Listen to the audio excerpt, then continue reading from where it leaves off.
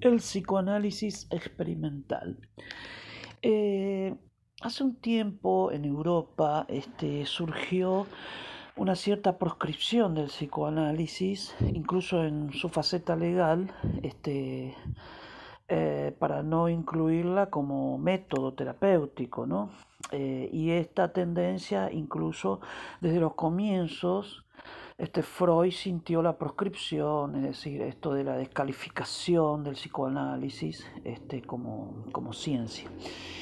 Pero hay una faceta que nos autoriza a hablar de un psicoanálisis experimental y es que el método clínico que Freud desarrolló como psicoanálisis, es decir, la terapia psicoanalítica, el tratamiento, la clínica, la cliné, eh, este, se relaciona también con el método experimental. Es decir, ambos métodos son dialécticos, como decía Blecher, y la misma situación clínica es experimental, en el sentido en que, por ejemplo, hay mecanismos que se pueden evidenciar a partir de la presentación de procesos, se podría decir, así como hay una presentación de enfermo donde Lacan demostraba el momento de un desencadenamiento o algún indicador de psicosis como los fenómenos elementales, delirios y alucinaciones, etcétera.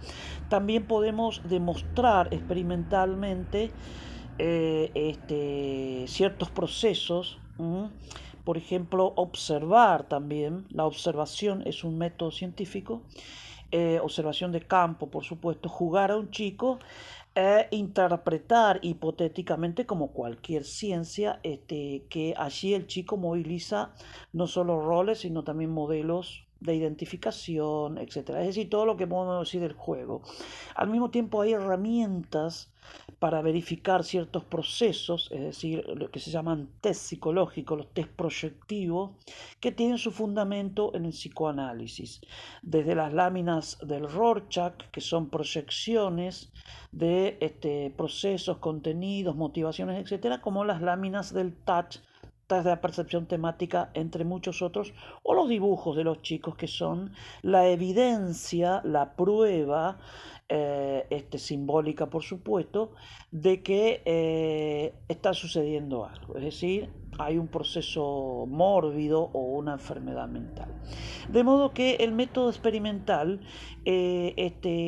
lo vemos también en la clínica, en la interpretación. Es decir, una interpretación es una hipótesis de lo que el analista considera que sucede, de modo que prueba, es decir, ensaya una interpretación para ver su eficacia pragmática. ¿Verdad? Entonces, hipótesis, ensayos, también se pueden repetir ciertos procesos, es decir, para probar la existencia de una amnesia, de una represión, del mecanismo de represión. Se han hecho estudios al respecto, por ejemplo, con el test de asociación de palabras de Hume, en donde hay ciertas palabras que remiten a represión, es decir, no se lo recuerda porque está conectado con algo prohibido, algo inconsciente, algo censurado. Esto ya incluso le pasó a Freud con el caso Signorelli, que olvida una palabra, a veces olvidamos, etcétera. Es decir, podemos ensayar incluso nosotros ciertos mecanismos. De modo que podemos también observar procesos concretos como la sublimación, por supuesto que es fundado en todo el corpus, el paradigma psicoanalítico, concretamente a un sujeto en el arte sublimar sus tendencias pulsionales, ¿no? O alguien que está siendo agredido reacciona también en el sentido de exteriorizar agresividad producto de la frustración o la identificación con el agresor. Por ejemplo, este mecanismo que estudió Ana Freud. Es decir, hay un montón de mecanismos y procesos que se pueden estudiar experimentalmente. De modo que el método clínico y el experimental nos autorizan en su dialéctica a hablar de un psicoanálisis experimental y científico que le da su lugar en la ciencia en una época en que avanzan las TCC, etcétera, que intentan invalidar este hermoso método. Gracias.